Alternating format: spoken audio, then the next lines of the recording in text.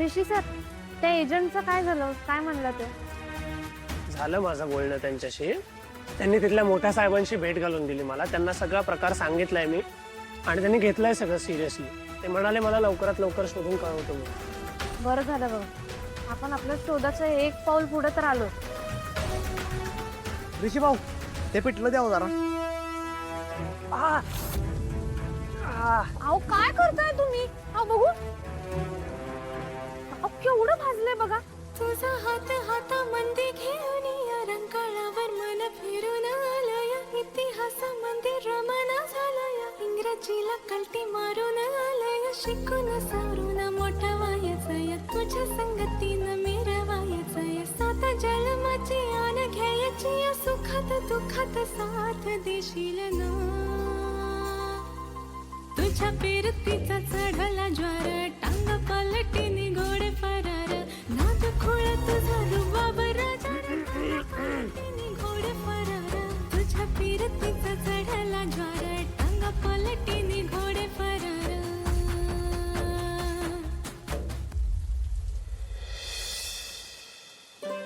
लय भाजलं नाही ना ऋषी भाऊ?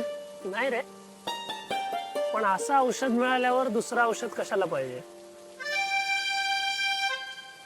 आता एवढा मोगरा मारलाय तर म्हणल्यावर दुसरं कशाला औषध पाहिजे? ते ना बघ, खरं मुंबईत एवढं भारी पिठलं भाकरी मिळालं असं वाटलंच नव्हतं. लयच भारी. होय तर, मला तर सरू काकाची आजच्या चवीचीच आठवण झाली.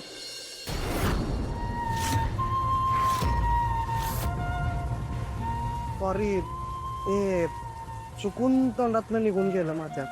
कमळे. अरे ठीक आहे, सॉरी काय म्हणतस? अरे आईची आठवण तर मला प्रत्येक घासातच येते. खरं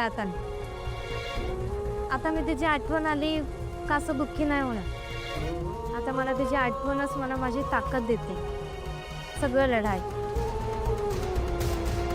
मला की नाही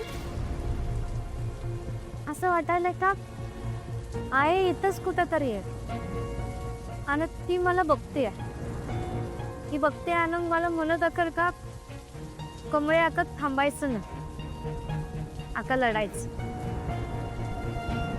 बरं बंड्या, तुझ्या हॉटेलच्या मालकाला सांग असं पिठला भाकरी रोज पाहिजे म्हणून.